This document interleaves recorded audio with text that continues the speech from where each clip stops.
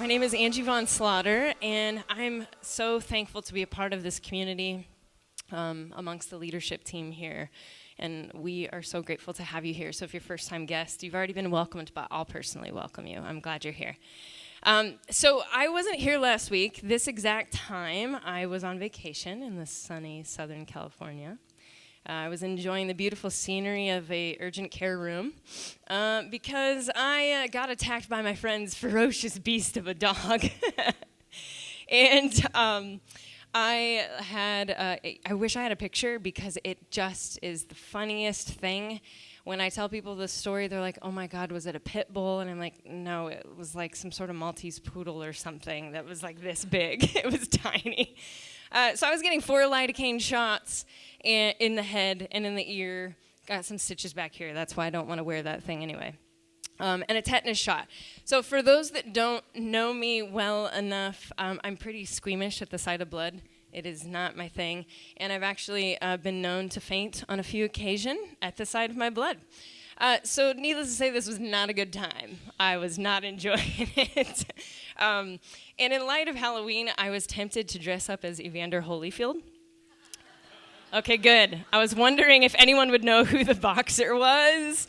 So for those that don't know, Evander Holyfield was bit by Mike Tyson in the ear. I thought it would have been hilarious, but I decided that might be taking self-pity a little too far because I'm totally fine. I get my stitches out probably today.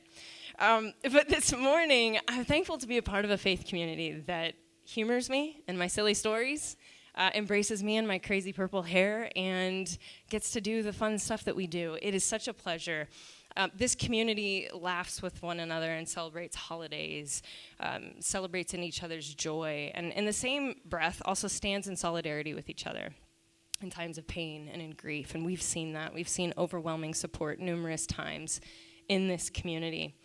And when life can get stuck in the hustle and bustle, we can often feel like we're going it alone. Right? We've felt like that before. You can feel like you're just in it alone. And it's a wonderful reminder to know that we're not. So that's the reason why we've entitled this series Together in This, because we're not alone on this crazy journey. No matter how lonely and depressing it may feel, no matter how stressful it may get at times, we're not alone. We're in it together. So over the past few weeks, Aaron has been reviewing our new purpose statement and core values. And basically, these are the essentials. This is why behind what we do. This is the reason we do what we do. The things that matter the most to us, the values we hold dear. This is what the community we strive to be. And it's essential that we know that as a community, so we know where we're headed, so we know what we're about, so we know what we're focusing on. And so to review that purpose statement, One Church is a safe community that reflects the inclusive love of God. It's so simple and so beautiful, I think, that we have the words safe, community, inclusive, and God. And I don't think you really need to add a whole lot there. And we truly mean that. There's no caveat, there's no clause. That's what we strive to be. That's our purpose. And last week, Aaron went over the first 2 values, openness and humility. That we're a place where you're free to ask questions, you're free to doubt, you're free to explore your faith. We all don't have to have a homogenized way of thinking. You can explore that. But also that we don't have to be perfect. And that's sometimes the message we get in a lot of churches is that we have to be perfect. We have to have it all together. And, you know, no one does. No one does. And we like to think maybe sometimes we do, but nobody does. And this week's message will focus on the last value. And the last value is community. I wrote connection. That's what you get. Again, I think every single thing we've done this service has had some flaw. And I think I said this before, if we're talking about togetherness, we're in it together, right? So we're all going down together, y'all. I'm glad it's getting some laughter. Oh, wow. Thanks, Matt. Thank you. That's actually really great. It startled me. So this message will focus on community. And there's a little clause that we made at the end of this that I'll read. It says, we were created for connection. We all want to build relationships with others. Community supports us on our journey, particularly when life gets hard. We all need encouragement from time to time. And as we build each other up, we then turn outward to help build up others in our surrounding communities. So here we have this idea, that community is really cyclical. It's about us, but it's giving to others.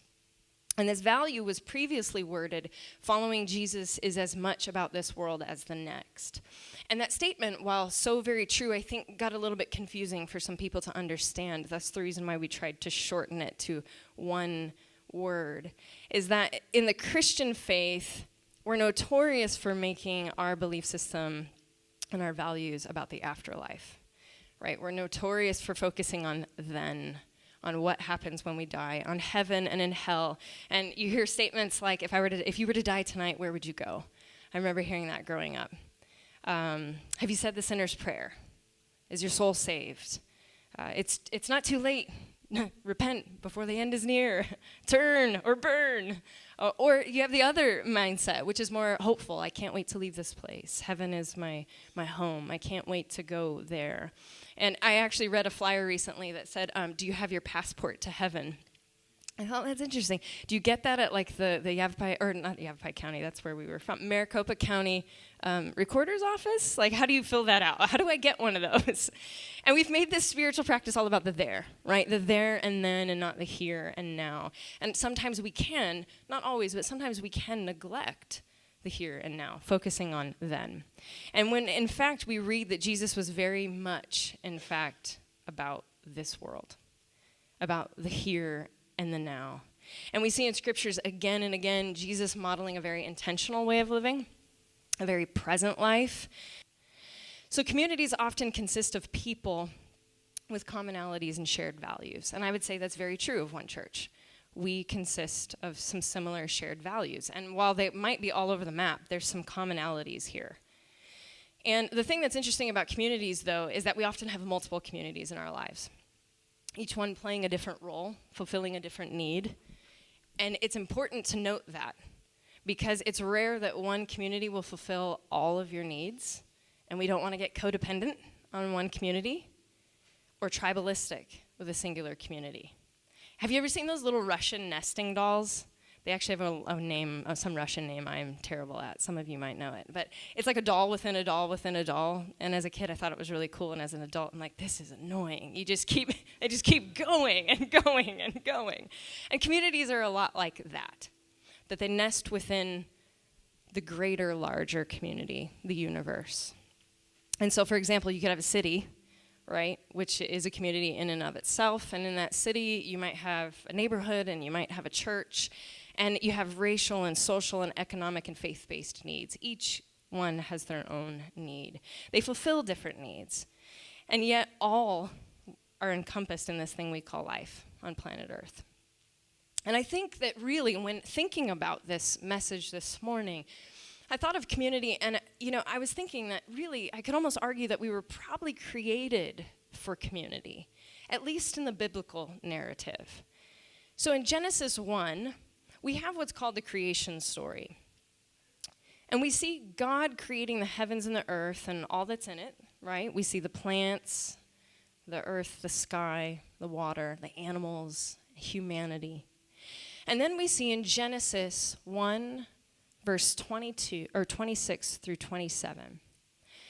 Then God said, "Let us make mankind in our image, in our likeness, so that they may rule over the fish in the sea and the birds in the sky, over the livestock and the wild animals, and over the creatures that move along the ground." And so God created mankind in his own image.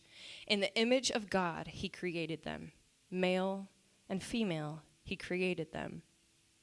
Okay, so straight out the gate, no matter what your thought is on creationism, this is an interesting concept of God. That straight out the gate, we get this picture that mankind was created not to be alone, but communal. Instantly, we have not just one person, we have two people. We now have animals, and we have livestock. We have this whole communal living. But then if we examine further in verse 26, we get the idea that we were made in the image of God, and that God refers to himself in the plural sense. Say, what? That's God's plural? What does that mean? Did you catch that? And it says right there, let us make mankind in our image, in our likeness. Has anyone ever read that before and thought, what does that mean? Most people probably just read through it, skim through it, oh, this is how God created the earth from a biblical narrative. And you stop and go, what? So we get the sense that even God is communal, that even God is more than we could ever grasp and doesn't just rest on one singular thing. And even from an ancient biblical understanding of God, God is defined as a triune God, right? Father, Son, Holy Spirit, God in 3 persons. God, we get the sense, isn't even alone, that no one is alone, that no one should be alone. And that's kind of hard to wrap your head around, isn't it? But yet, if humans are reflections of God, then the idea of God being communal makes sense, because spirituality is extremely communal. And aside from creationism, I'd say that this rings true to almost everything in the world, that almost nothing exists in solitarity. That we see pairings and groupings and patterns and communities everywhere. In the animal kingdom, right, we see it all over in animal kingdom, in plant life, and bees, and ants, and trees, and dolphins, and even things like bacteria, cells, which people think these are red blood cells, but they're actually donuts. So, in case you were wondering, I am wearing a shirt with donuts on them. And even molecules, right? We see community everywhere. It's as if everything in this world, even the stars in the sky, are echoing, we're in this together. Everything is echoing, you're not alone. In Psalms 133, verse 1, it says, how good and pleasant it is when God's people live together in unity. And in Matthew 18:20, for where 2 or 3 gather in my name, there am I with them. I want to pause on that one for a minute. That you get a sense that God is in community. That God delights in the fact that there's more of us together. And I know this scripture means a few different things, but you can hinge and look at it and go, there God is in the midst of us, of all of us. And then we see in Ecclesiastes 4:9, 2 are better than 1. And in Galatians 5:14, for the entire law is fulfilled in keeping this one command. Love your neighbor as yourself. And the scriptures go on and on and on, and we see again and again and again this call to living in loving community with one another. And it never ends. And a great example of this is in Acts chapter 2. So we read of the early church, and we see how they interacted with one another, how they worshiped, how they followed Jesus. And we read that they devoted themselves to the ways of Jesus and to fellowship and breaking bread together. Okay, now breaking bread, I just have to say, has become kind of a strange Christianese phrase. It's kind of like, what does that mean? But it's really symbolic. It's really symbolic in many ways. That one expression that's used in Scripture is actually a way of describing a shared meal. And it really makes sense, because see, if you ate alone, there's no need to break the bread, right? You might tear off a piece for yourself or take a bite. But breaking bread, when you ate with someone else, is that bread, that loaf of bread, you would take and break in half and give so that they could each have an equal share. Breaking bread is a symbolism of trust, of sharing, equality, unity, togetherness, community. And it's saying there's a place for everyone at the table. And I think that is something that we practice well and strive to keep practicing at One Church, is that there's a place for everyone at God's table. And we all long for that, and we get a sense that at that table that we all belong. And belonging is one of the essentials in humanity. Brené Brown, who is kind of the queen about talking about vulnerability and belonging, she states, a deep sense of love and belonging is an irreducible need of all people. So if you think you're exempt, you're not. It's all people. We are biologically, cognitively, physically, and spiritually wired to love, to be loved, and to belong. When those needs are not met, we don't function as we were meant to. We break, we fall apart, we numb, we ache, we hurt others, we get sick. Wow. I think that couldn't hit the nail on the head any stronger. That when we operate outside of community, we don't function as we're meant to. And what Brene is talking about, those needs that she's talking about, they're based off of Maslow's hierarchy of human needs. Now, Maslow's hierarchy is a theory in psychology. Some of you may have heard of this. It's comprised of a 5-tier model that we see on the screen that's of human needs. And Maslow stated that our most basic need is basically for those basic physical needs. And you can see those. The lower end is physiological needs. We need food, water, warmth, and rest. We have to have that to live and survive. And what this basically states is that once you have reached that level and you feel somewhat secure, you don't have to have it all fulfilled, but let's say you feel somewhat secure, then you can start focusing on that next level of need. Once you feel like you've kind of accomplished that, you can move up. And therefore, it goes up into this hierarchy where self-actualization is the growth that you work towards. That once you've received all of your basic needs, all of your psychological needs, then you can work on self-fulfillment. So you get an idea that sometimes when you see people that are broken, that are hurting, that maybe we see lots of acts of violence in the world right now, we probably get a sense that a lot of us aren't getting those needs met. Because when you're self-actualized and self-fulfilled and you feel like a whole person, it results in health and growth and wholeness and life. And when it doesn't, it results in brokenness. And the thing that I thought was interesting is that your basic needs have to be met first before you can ever get into the communal part of things. So we have to start there. So as a community, if there's people that, we're on. Hello. I told you we have some sort of ghost in here today. Does anyone have any sage? We'll do some cleansing. So where were we? So we're talking about the hierarchy of human needs. And we need to have these fulfilled. And so if you don't have your basic ones filled, we need to work on those so we can get the next ones filled. But, one thing that we often forget is we forget we have needs, right? How many of us even forget that we have needs? We get so busy with life. We throw ourselves into work, into our relationships, our family, our friendships, everything else that we forget, I'm a person. I'm a person in need. And I need this and this and this, and I have neglected myself. And so we can often neglect our needs, which results in brokenness. But we also can become extremely individualistic and independent. We don't want to burden other people with needs. So maybe we know we do, but I'll take care of it myself. I've got it. I don't want to burden you.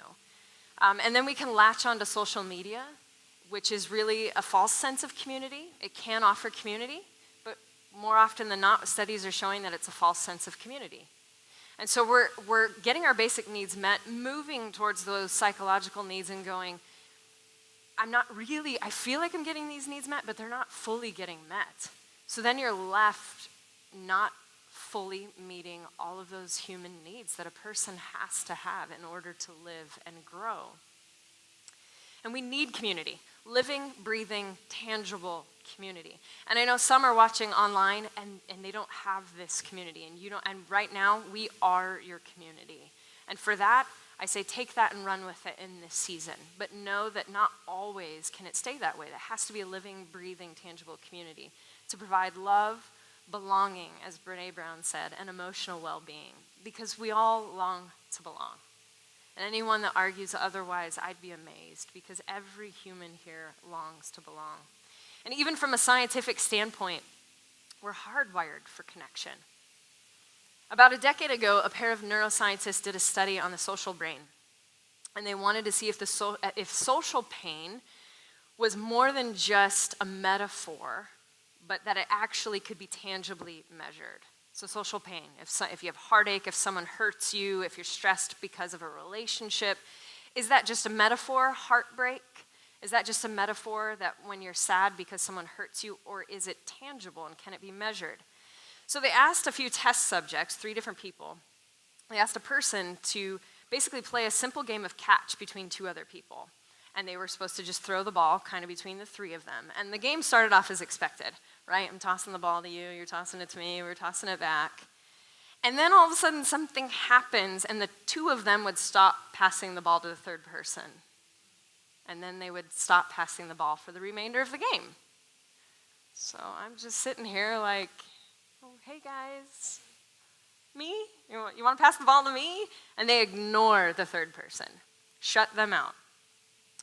And what they found is that when they studied the brains of these individuals during this process, is that they discovered 2 things. That first, the same brain regions that register physical pain, physical activity and pain, were more active when they were left out of the game.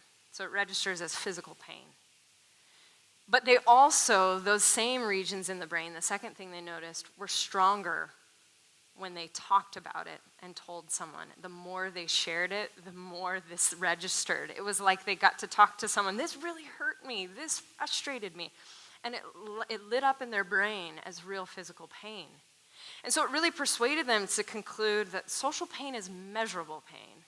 It's real pain. It's not just a metaphor. It's something that we can tangibly grasp and see. So see, as human beings, we need each other. From a biblical sense, a scientific sense, a psychological sense, we need each other. We need to feel a sense of belonging. And many of us in this room and those watching online, I would classify probably as a bunch of spiritual misfits. Because I've talked to many of you and heard your stories, and they're all so different, so diverse. A bunch of spiritual misfits who've probably migrated from different churches or different faith traditions. We've probably felt spiritually outcast. Some of us spiritually homeless, refugees looking for shelter. Remember what it was like to no longer fit in your community? Do you remember what that felt like? Do you remember what it felt like to be rejected, to feel alone, to not feel included? I'm sure I can even see in your body posture, some of you are thinking of this, and I can see that you're kind of taking that deep sigh. You're registering that physical pain, that social pain.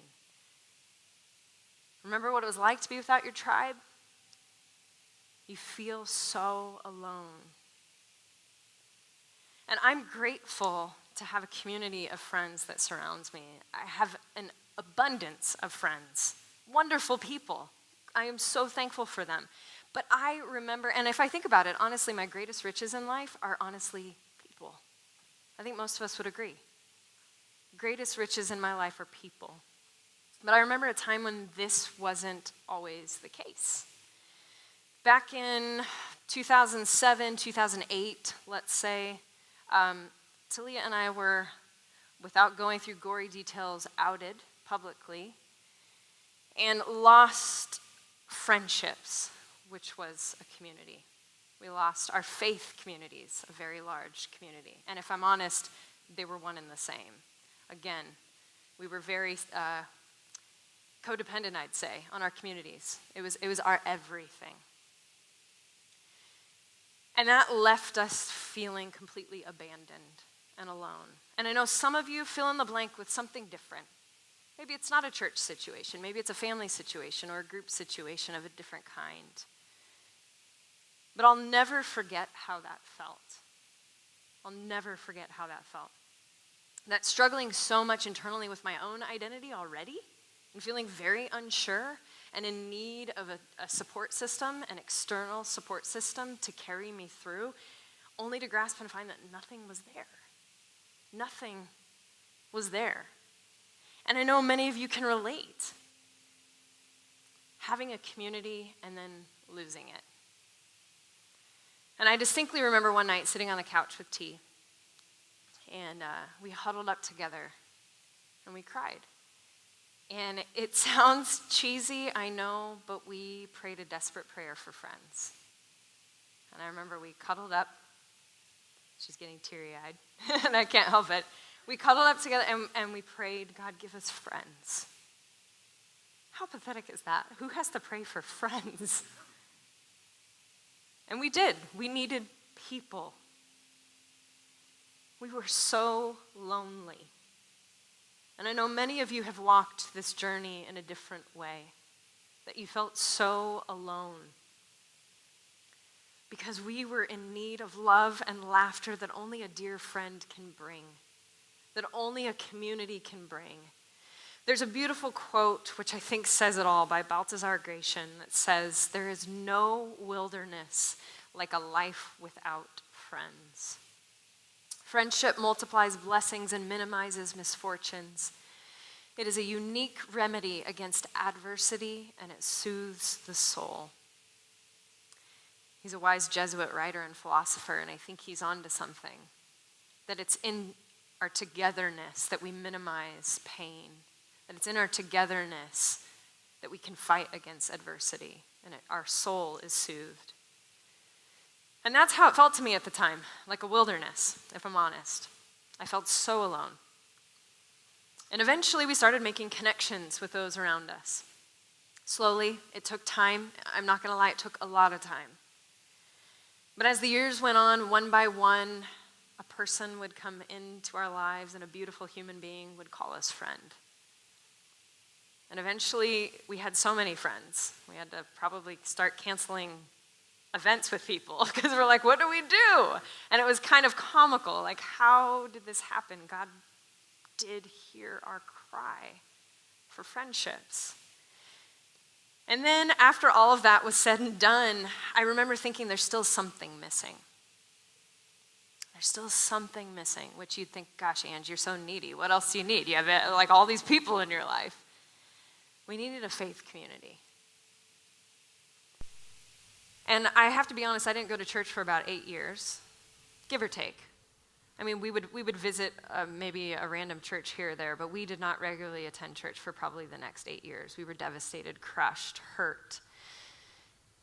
And part of me wanted nothing to do with it because it was a thing that hurt me and rejected me, but everything in me craved for that and knew that I needed that. And honestly, that's the thing that brought us to One Church, is our search for community. I remember telling T that I longed for that. We had this talk. I remember going, I think we should go to church. And her being like, what? And I said, yeah, I miss being with people in a spiritual connection. I miss the support that can only be found in a faith community. That when you journey alongside other people and you explore life and what faith looks like and how messy that can be and how beautiful it can be. I was missing the benefits that only a faith community could bring. And I'm not alone. Studies have shown there are many benefits to belonging to a community. And out of the many benefits, I want to show you at least the top 5 fundamental benefits of community.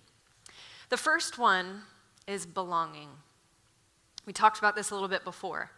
But feeling like you belong is essential. It's everything. Communities allow us to feel that no matter what's going on, that we matter.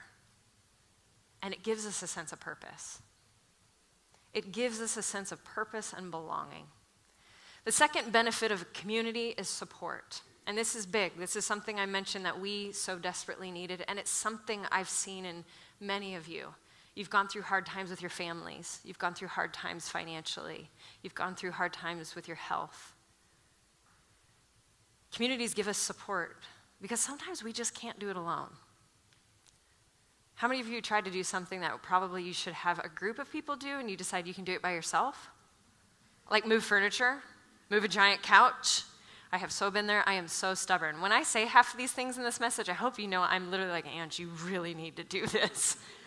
It's true. We actually moved a piano, and if you've never attempted that, don't. If you try to do anything like that by yourself, you can't. And it actually took 6 of us, and even then we still broke off the legs of the piano. It requires a team, a group effort. Sometimes you just can't go it alone. We can motivate each other to accomplish difficult tasks. And when life is hard, we can support and sit with one another through all seasons of life. The third benefit is knowledge. There's something powerful about collective wisdom. There's something powerful about that. That no single person has all the answers, no matter how many of us think we do. No one has all the answers, but together we might have most of those answers. That we can gain insight and learn from one another. Maybe you've experienced something I haven't. Maybe you know something to a problem that I don't know. We can learn from one another. The fourth benefit is innovation. And I think the best brainstorming sessions often involve a panel, a group of people. Have you ever been in a room? You start, what about this thing? What about that thing? And you start spurring each other on. And you might have this great idea, but I feel like it's oftentimes when you share it with other people that that idea really starts to come alive. 5, the last benefit is influence. Now this really ties up our value statement quite well in the fact that it said as we build each other up, we then turn outward to help build up others in our surrounding communities. See, by sharing a common voice, we're actually powerful. We can be heard. A collective voice can be heard and make a difference. And being a part of something that's greater than ourselves allows us to not only make a difference, but it's actually proven to give us high levels of self-worth. That's something that we all probably could need, right? And so we see, it doesn't take much to see that belonging to a community is not only essential, but has amazing benefits to us all. But it's not always that easy. Sometimes we shy away from the community because belonging to a community can have its risks, and it requires vulnerability. So for some of you that have been hurt by church, jumping back into another faith community is scary. For some of you that have been hurt in a relationship, jumping into a new relationship can be terrifying. Whether that's a friendship, an intimate relationship, it requires risk and vulnerability. It does. So does our spirituality. If we want a deeper, closer connection and commune with God, it requires vulnerability. And we can be hesitant to get involved. And so for a few of you, you might still feel that bitter sting. And some of you might be approaching one church, how Talia and I did, which was a little bit of an arm's length for quite some time. Honestly, I think we showed up, sat in the back. We were at the other location. We sat in the back for a while, kind of said hi to some people, and then skated out. And we didn't want to get involved in events. We didn't want to get to know people because we were a little like waiting for the shoe to drop. Or when are these people going to be weird? When are we going to just find out they believe something that's just like, whoa, or what have you? You're kind of feeling it out. And some of you might be in that same spot, just like, well, let me just test it out, and that's okay. Because I think that's why we're going through these value statements, because that's what's so important, knowing that we are a safe community. You're free to sit in the back and check it out. There's no pressure. You're free to just be here with all of your hang-ups like most of us have and just be amongst us. And honestly, we may not always believe the same things. As a matter of fact, myself, Aaron, the leadership team, we might hurt and offend you at times. And I'm such a people pleaser, I really hope that never happens. But I'm human, it's probably going to happen. But we can guarantee that while we might not agree on everything, that we will do whatever we can to provide a safe community that reflects the love of God. We can guarantee that. And if you are in need of support and you want to connect with others, but you're not sure how, maybe you're not ready or what to do, or you're totally ready and you want to jump at the chance, we have a list of ways to get involved in one church. And forgive me if this sounds like a commercial, that's not what I want it to be. The point about this is saying if you're a person in this room that needs more in your spiritual community, these are some ways. This isn't a shameless plug. I hope you can understand that if you never want to do anything, you can just come and sit. But if you want to get to know people more, if you want to have stronger connections or build a stronger support system, there's ways you can get involved. So as it says here, we have an online Facebook community. For those of you that use social media, this is a fantastic one. That someone that was newer suggested this, and Jackie and Matt put this into place instantly. And I'm grateful for that because I've seen such wonderful discussions and such wonderful, talk about vulnerability. It's a lot easier to be vulnerable, if you will, over a computer screen than it is in real life. And people have shared what they're going through, their stories, their heartbreak. what their community is facing. And so if you want to be a part of that, please do. We have a place you can offer up prayer requests, because we take those seriously. We have a place you can request other needs. We've had some amazing people step up, as one of the things says, gift cards and meal trains. We've had people step up in that area. And it's been amazing to see those on the receiving end and those on the giving end, and how much that has strengthened that bond and the support of the community. Another way is small groups. Many of you have dived into those. And those are, I think, helpful because, let's be honest, in a church community like this, you can't really get to know each other really well on a Sunday. You kind of just say hi and you leave. But a small group really allows you to have further discussions. So if you have those questions and doubts, that's a great place to be asking them and to talk about them and to explore them. Another way is to volunteer together. And every month we serve at FMCS, or SC, had a moment, and Ascend together. I think those are wonderful ways to help our community. Again, it's connecting with others, but it's connecting with our community and giving to our community. I'm going to do a shameless plug for the worship team, that if you're a drummer, if we need you, those are great ways to be connected. Those are great ways to get involved. But I'm going to say my favorite, and I think the most helpful, is practicing what the Acts 2 church did in breaking bread.